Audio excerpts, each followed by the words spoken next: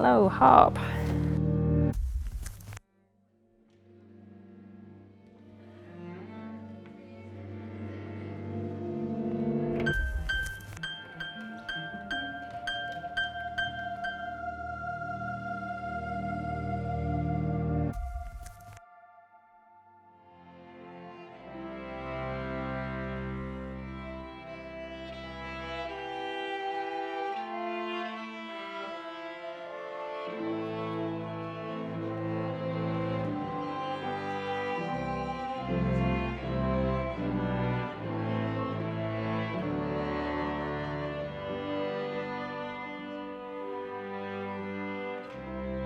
So I'm wearing this headset and it's got some sensors on it,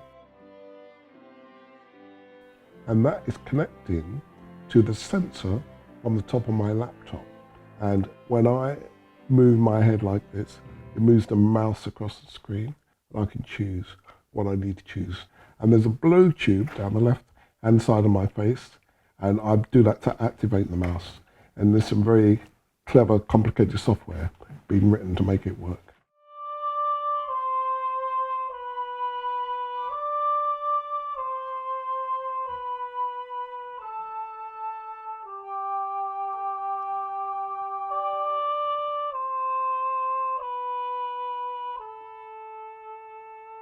Actually, I've just realised I can also follow you, because you do breathe and I can see the little bit of the articulation going on. That's very interesting for me to hear that. Up until now, it's always been, don't worry, I can follow you. But it sounds like there are times when somebody could follow me now.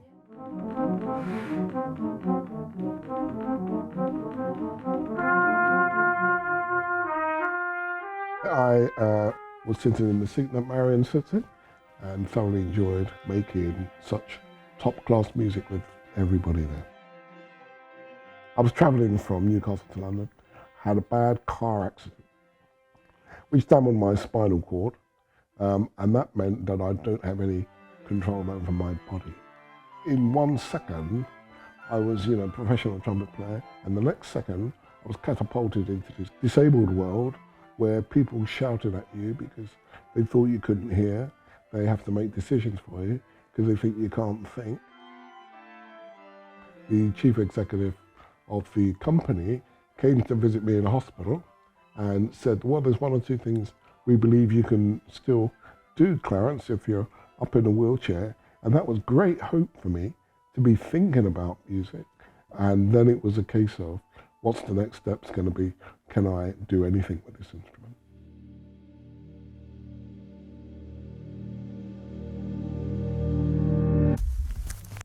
This wasn't something I ever expected to be part of, really.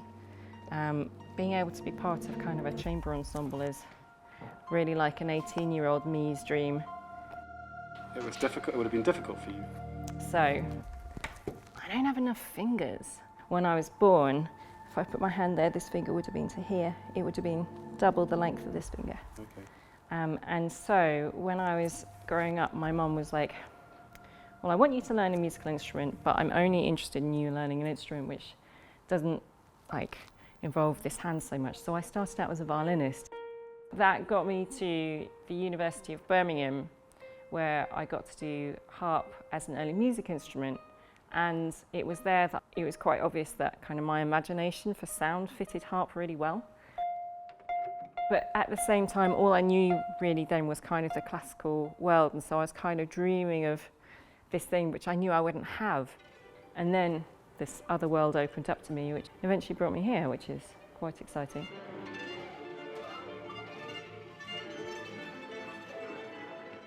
A lot of what we're doing here is upending the normal rules of competition amongst musicians and upending the normal rules of who gets to do what. There are people here who have amazing talents, really fantastic talents that you would never hear if they were only given normal opportunities in life. And I'm really thinking about Rachel, who sits to my left and plays piano and just is the most phenomenal pianist. And if she hadn't had that musical opportunity, she wouldn't be shining the way she is now.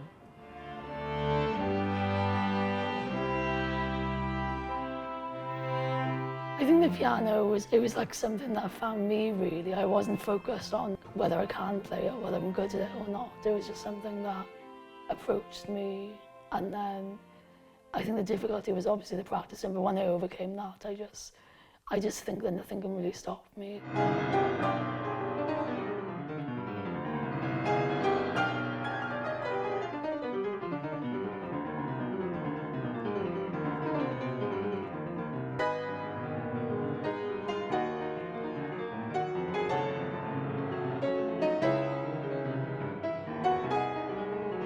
She obviously had a year for it from very, very young. She had a little toy piano when she was about 2 years old, and it used to play tunes, and she used to be playing on it all the time. And then one day there was a tune, and I thought, that tune isn't programmed into that piano. She was just playing it on the little keyboard. She just lived and breathed it from there on. Can you play? No. We're the least musical family you could ever meet. Really? Yes. That's amazing. So we don't know where Rachel came from, really. We're very proud. I'm really excited actually to be a part of this. I love being in a disabled community that's integrated with other musicians so that we can understand ourselves better and how other people work. With classical music in general, I love the rhythm and the harmony of it. But with RNS Moves, I feel that we're pushing boundaries, introducing improvisation and just really being ourselves as an ensemble.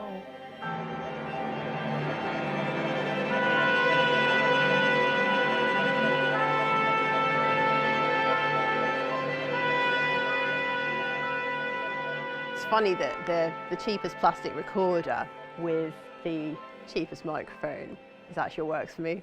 It's really fortunate though, for obvious reasons.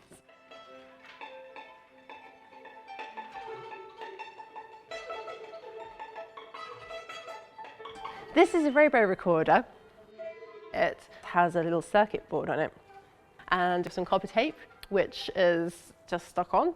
And then when you touch it, it spits out a message that goes to the computer. Yeah, something like that, maybe. I've got music-triggered epilepsy that makes my hands twitch when I'm playing. And so when it does happen, then it'll kind of twitch on one of those pads and do something. With music-triggered epilepsy, it could have any trigger at all. And for me, it's actually the movements of my hands. It's not always obvious which pattern is going to trigger it, so I can't look at it and go for sure, but there's certain things that I know. So something like a Bach fugue, for instance, on the piano, will do it every single time. So it depends how I'm moving my fingers, basically. And that's actually under my control when I'm improvising. With the epilepsy, I feel like it's given me the opportunity to move outside that classical paradigm. And if I hadn't got it, I would still be playing Mozart's clarinet concerto every day. And actually the thought fills me with dread.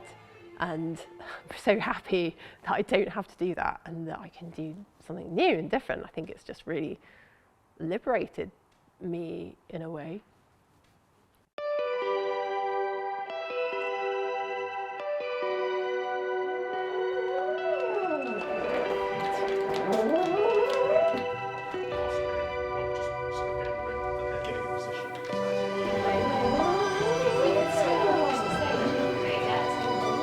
It's something that nobody could have predicted when I was in intensive care with machines, keeping me alive, that I would get back to playing on stage doing music with those guys. It's a dream on top of a dream, isn't it?